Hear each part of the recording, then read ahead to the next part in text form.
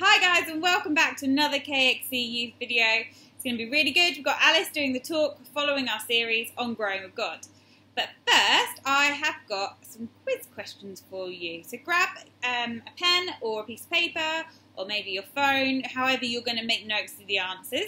And at the end of this video, I'll reveal what the answers were.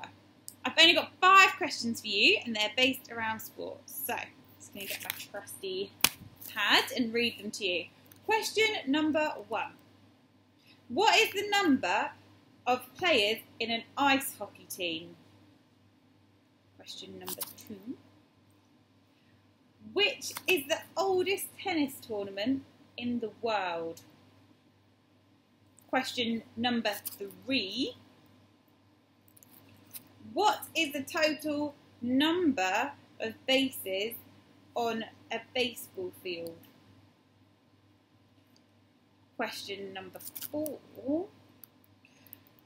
What is also known as soccer? That one should be an easy one. Question number 5. Final question. What is the maximum amount of time you're allowed to search for your lost ball in golf? Right guys, I'll see you at the end and I'll let you know the answers. Bye. Hey guys, my name's Alice and I'm a student at KXC, for those of you who don't know me. I'm doing this talk outside in a cafe, so apologies if it's a little bit loud, but we'll see how it goes. So we're going back to Joseph and our series of growing with God, and today we're looking at learning with God. So when we see Joseph again in chapters 42 to 44, he's in a position of authority. He's one of the second most powerful men in Egypt. He's learnt from his period of waiting in prison and in Potiphar's house about God's purpose for him and God's character, and now he's been entrusted with more responsibility. So when we spend time with God and we learn about his heart and his character, we become more like him. And that's kind of the main point that I want you to take away today. So do you ever find that when you spend time with friends, like a lot of time with them, you start to sound more like them or do the things they do or care about things they care about? I know when I left school, I had a group of friends, and whenever they made a mistake, they'd always go, "Oh, my bad." And that, like, still today has become part of my vocab. I always be like, "Oh, my bad." And also, like, they were like obsessed with Snapchat and like their streaks, and so every day, like, I would also always be on Snapchat. But then I moved to London, and my friends here didn't use it, and so I now don't even open the app, and so. Yeah, you adapt and you become like the people that you spend time with. And it's the same with God, right?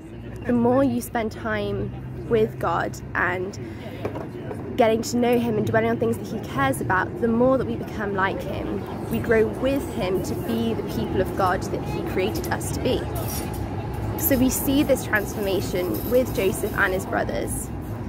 So if you remember at the beginning of the story of Joseph, when Dele took us through it 2 weeks ago, the interactions between Joseph and his brothers, they were full of anger and jealousy. They didn't love each other, right? His brothers were self-centered and they were envious of Joseph. And Joseph himself was pretty selfish and he wasn't compassionate towards his brothers and understanding of them. He was just very happy to take all the attention and the nice coat and the dreams. But now when we look to chapter 42, you see the brothers full of repentance at their actions towards Joseph. In verses 21 to 22, they think this is a punishment for how they treated him. This is kind of their penance for what they did wrong.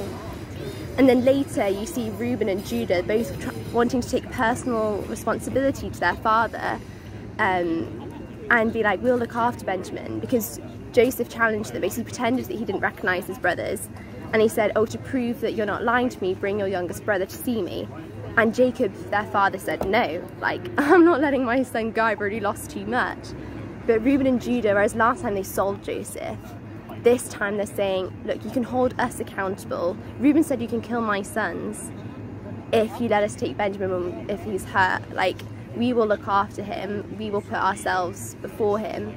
And this sort of love for others is completely different to at the beginning. And even their encounter with Joseph, so they get incorrectly accused of stealing, Yet they come before Joseph with humility and they say, look, take us as slaves if we've done something wrong. Like, they offer themselves up. And then on Joseph's side, he used to be self-centered, he used to not be compassionate, but here he has the chance to turn the table on his brothers. He could condemn them, he could refuse them food, he could send them to jail, he could judge them, but he doesn't. Instead, he has mercy and he gives them a second chance. He tests them to see, have these people changed, have my brothers changed? And he listens to God and he gives them a second chance. And so this transformation that you see of mercy triumphing over judgment is the story of God and his character. If you want to hear more about mercy triumphing, that mercy triumphs over judgment, Pete Hughes did a brilliant talk about it 2 weeks ago of the KXC Reconciled series. But yes, these transformations come as an impact of people spending time learning about God and what matters to God.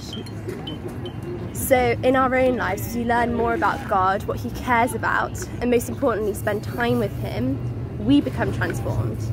So in Galatians 5, there's a list of the fruits of the Spirit, and these are all things that come out in our lives when we spend time with God. They're gifts that the Spirit gives to us the more we become like Jesus. And the more we spend time with God, the more that these increase in us. So increasing our capacity to love, as shown by Joseph and his brothers, but also increasing in peace, kindness, self-control, and the 5 others. And so learning more about God through the Bible, through reading stories of these characters, like we're doing now with Joseph, but also spending time looking at what's on God's heart, like what does he care about, reconciliation, community, transformation, all these things. The more we spend time learning about them, the more we grow with God and in God to be the people of God that he made us to be.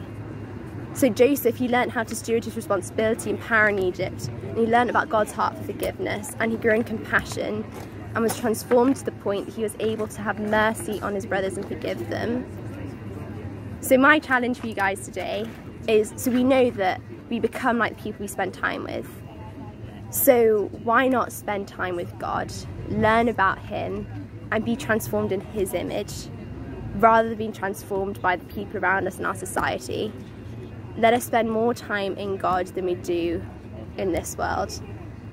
Thanks guys for listening, and I hope you all have a great week. So for your challenge this week, we're going to continue the theme of learning and growing with God. And we want to see you get as creative as possible. So get those creative juices flowing and think about how you can connect with God and who he created you to be in your activities. So maybe it's about songwriting or artwork or writing a piece for a journal or thinking about junk modelling. There's so many different things you can do, and just spend some time quiet.